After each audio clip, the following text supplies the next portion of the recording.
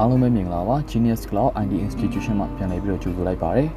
ဒီနေ့မှာတော့ကျွန်တော်တို့ computer password တွေကို command line နဲ့ချိန်တဲ့ပုံစံလေးကိုကျွန်တော်ပြပြပေးသွားမှာဖြစ်ပါတယ်ဒါဆိုရင်ကျွန်တော်ပထမဦးတော့ကျွန်တော်တို့လေ့လာရမယ့် command လေးတွေရှိပါတယ်ပေါ့နော် next page user space user name space star ဆိုတဲ့ command လေးကိုကျွန်တော်တို့လေ့လာထားဖို့လိုပါတယ်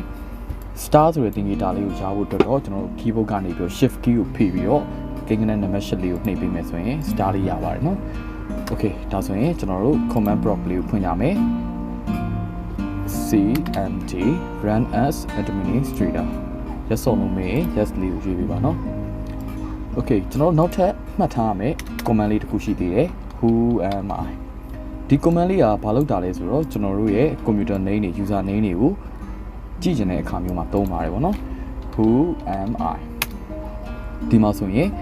ဒီ slash ရဲ့ဒီ slash လေးရဲ့အရှိမရှိနေတဲ့ဒီနာမည်လေးကတော့ computer name ဖြစ်ပါတယ် slash ရဲ့ဒီအနောက်ဘက်မှာရှိနေတာကတော့ user name ဖြစ်ပါတယ်ပေါ့နော်ကျွန်တော်တို့အဓိကလိုတာက user name ဖြစ်တာဖြစ်တဲ့အတွက် slash ရဲ့အနောက်ကဟာလေးကိုကျွန်တော်တို့သုံးရမယ်ပေါ့နော် okay ကျွန်တော်တို့ next page user space user name ဆိုတော့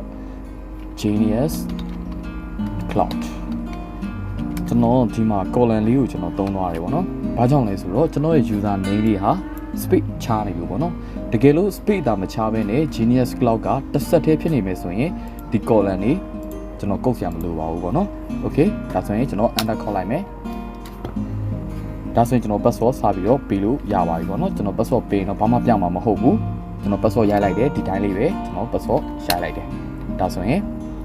ကျွန်တော်ရဲ့ command ကဆက်ဆက်ပြီးတော့ကျွန်တော် password ချိန်တာအောင်မြင်သွားပြီပေါ့နော်တကယ်လို့ကျွန်တော်တို့ကပေါ့နော်ဒီနေရာမှာpassword ကိုကျွန်တော်ကပေးတယ်အပေါ်မှာပေးတဲ့ဟာနဲ့အောက်ကပေးတဲ့ဟာနဲ့မတူဘူးဆိုရင်တော့ကျွန်တော် password ချိန်တဲ့လုပ်ငန်းစဉ်အောင်မြင်မှာမဟုတ်ပါဘူးပေါ့နော် okay ဒါဆိုရင်ကျွန်တော်တူညီအောင်ပြန်ပေးလိုက်မယ် okay ဒါဆိုရင်ကျွန်တော် password ချိန်တာအဆင်ပြေမယ်လို့ထင်ပါတယ်